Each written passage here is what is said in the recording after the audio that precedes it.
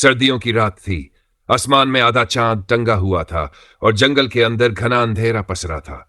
हवा में अजीब सी ठंडक थी, लेकिन सबसे ज्यादा अजीब थी वहां की खामोशी। इस जंगल के बारे में कहा जाता था कि यहां जिन्नात, जिन, एक प्रकार की रहस्यमयी आत्माएं जो इंसानों की दुनिया से परे होती हैं, का बसेरा है। शुरुआत, एक अनजाना रास्ता। रफीक, एक ट्रक ड्राइवर, अपने साथी सलीम के साथ लंबी यात्रा पर निकला था। उन्हें पास के कस्बे में माल पहुंचाना था, लेकिन गलत मोड़ लेने के कारण वे जंगल के एक अनजान रास्ते में पहुंच गए। ट्रक की हेडलाइट्स ने सामने का रास्ता रोशन किया, लेकिन चारों तरफ सिर्फ ऊंचे ऊंचे पेड़ और घना अंधेरा था। सलीम ने डरते हुए कहा, भाई, ये रास्ता सही नहीं लग रहा। सुना है इस जंगल में जिन्नात का साया है। रफीक ने उसे डांटते हुए जवाब दिया, अरे चुप कर, तू भी न फालतू की बातें करता है। जल्दी से नक्शा देख, सही रास्ता निकाले। रहस्यमयी संगीत और रोशनी। अचानक जंगल में से हल्की हल्की रोशनी झलकने लगी। दूर से एक मधुर संगीत, मेलोडियस ट्यून, एक मंत्रमुग्ध कर देने वाली ध्वनि की आवाज भी आ रही थी। ऐसा लग रहा था जैसे कोई उत्सव, सेलिब्रेशन, खुशी का आयोजन चल रहा हो। सलीम ने कांपते हुए कहा, भाई, ये सब कुछ अजीब नहीं लग रहा। इतनी रात को जंगल में ये रोशनी और संगीत। रफीक ने उत्सुकता से जवाब दिया, चल जरा देखते हैं, शायद कोई गांव पास में हो। दोनों ट्रक को सड़क किनारे खड़ा करके उस रोशनी की तरफ बढ़ने लगे। जैसे जैसे वे पास गए, उन्होंने देखा कि एक खुली जगह पर सैकड़ों लोग एक भव्य शादी समारोह, ग्रैंड वेडिंग, शानदार विवाह में शामिल थे। चारों ओर रोशनी जगमगा रही थी, सोने चांदी के दीप जल रहे थे और हर तरफ शानदार सजावट थी। मंच शादीज के केंद्र में एक खूबसूरत दुल्हन बैठी थी। उसका चेहरा चमक रहा था, आंखें रहस्यमयी थीं और उसके गहने चांदी और पन्ने से जड़े हुए थे। लेकिन जो सबसे ज्यादा अजीब था, वह था वहां मौजूद लोगों का व्यवहार। सभी मेहमान बिल्कुल चुपचाप बैठे थे। किसी की भी आंखों में कोई भाव, इमोशन नहीं था। उनकी चाल डाल और हाव भाव इंसानों जैसे नहीं थे। सलीम ने फुसफुसाते हुए कहा, भाई, यहां कुछ गड़बड़ है। ये लोग इंसान नहीं लगते। रफीक को भी अब महसूस होने लगा कि कुछ तो गलत हो रहा है। तभी अचानक एक आदमी उनके पास आया। उसकी आंखें लाल थी और वह बिना होंठ हिलाए बोला, आप मेहमान हैं, कृपया हमारे साथ इस शादी में शामिल हों। भयानक सच और भागने की कोशिश। रफीक और सलीम को अब समझ में आ गया कि यह कोई आम शादी नहीं थी, यह जिन्नात की शादी थी। उनके पैरों के नीचे से जैसे जमीन खिसक गई। वे धीरे धीरे पीछे हटने लगे, लेकिन तभी दुल्हन ने अपनी नजरें उन पर टिका दी।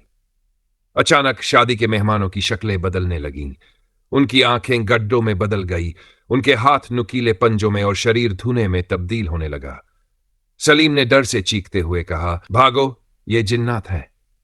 दोनों ने पूरी ताकत से दौड़ना शुरू कर दिया। वे जिस रास्ते से आए थे उसी दिशा में भाग रहे थे। पीछे से एक गूंजती हुई आवाज आई, तुमने हमारी शादी देख ली, अब तुम नहीं बचोगे। आखिरी पल और रहस्य। रफीक और सलीम हांफते हुए अपने ट्रक तक पहुंचे और तुरंत इंजन स्टार्ट किया। ट्रक की हेडलाइट्स जलते ही पूरा जंगल फिर से अंधेरे में डूब गया। वह रोशनी, वह शादी, सब कुछ गायब हो गया, जैसे वहां कुछ था ही नहीं। रफीक ने कांपते हुए कहा, यकीन नहीं होता कि हम जिंदा बच गए। सलीम ने धीरे से कहा, भाई, ये जिन्नात की दुनिया थी और हमने उनके राज को देख लिया। अगली बार कभी भी अनजान जंगल में मत रुकना। उस रात के बाद दोनों ने फिर कभी उस जंगल की ओर जाने की हिम्मत नहीं की।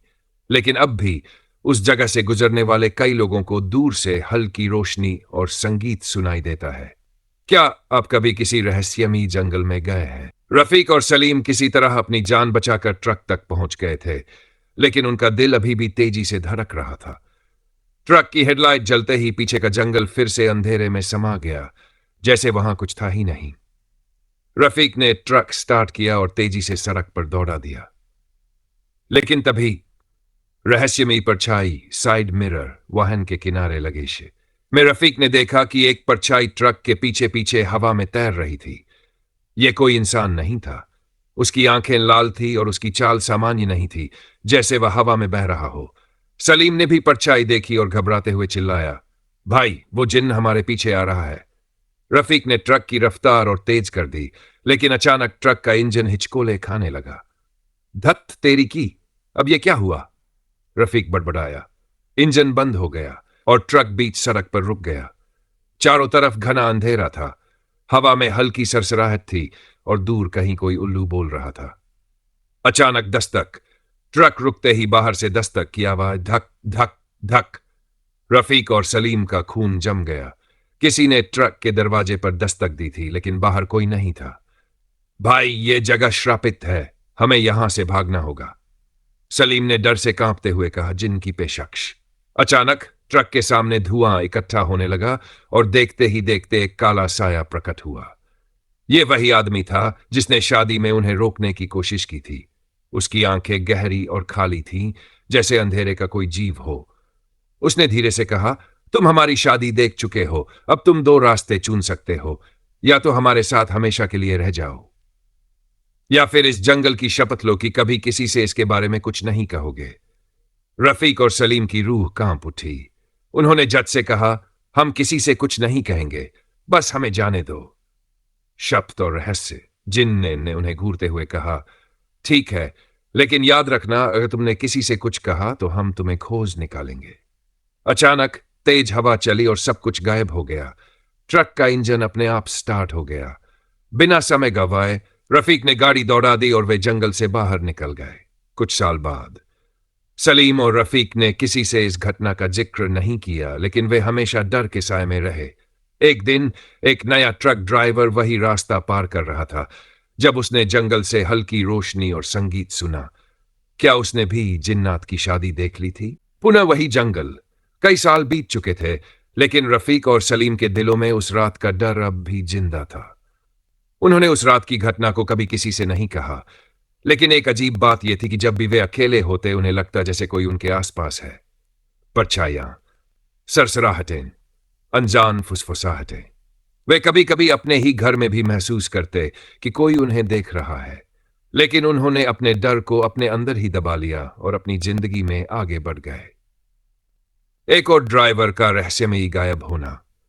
एक दिन उन्हें खबर मिली कि वही जंगल के रास्ते से एक और ट्रक ड्राइवर हमीद लापता हो गया था। हमीद के साथी ने बताया, हम जंगल से गुजर रहे थे, अचानक हमने देखा कि दूर कहीं हल्की रोशनी थी और किसी के गाने की आवाज आ रही थी।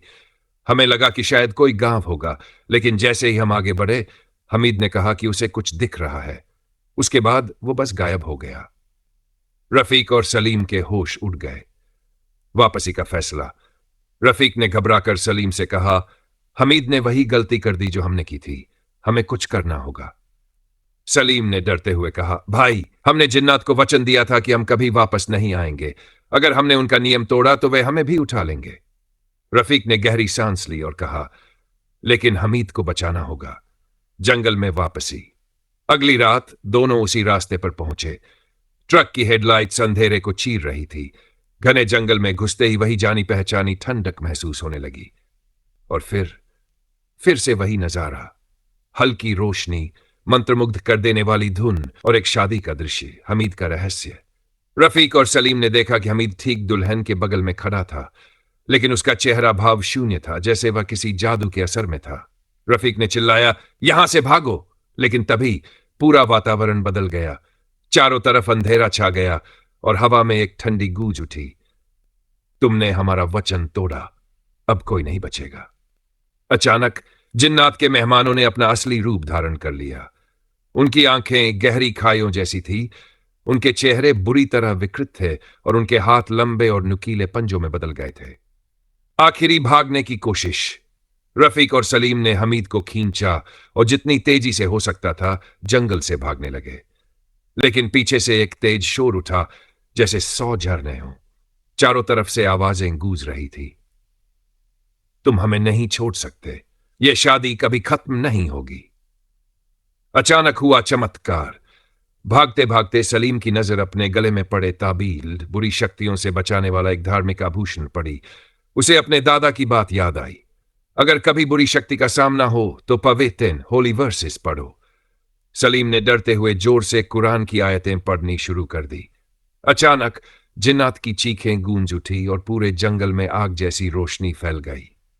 धुआं, शोर, चीखे और फिर सब शांत हो गया। नया सवेरा और एक रहस्य। जब रफीक, सलीम और हमीद होश में आए तो वे जंगल के बाहर थे। ट्रक उनके पास ही खड़ा था, लेकिन सबसे अजीब बात यह थी कि अब वहां शादी का कोई निशान नहीं था। हमीद ने घबराते हुए पूछा, क्या क्या हम बच गए? रफीक ने लंबी सांस लेते हुए कहा, हां, लेकिन मुझे लगता है कि अब यह जंगल किसी को परेशान नहीं करेगा। सलीम ने धीरे से कहा, लेकिन एक सवाल अब भी बाकी है। जिन्नात की शादी आखिर थी किसकी? क्या यह वास्तव में खत्म हो गया या फिर किसी और की बारी थी? समाप्त, या शायद नहीं।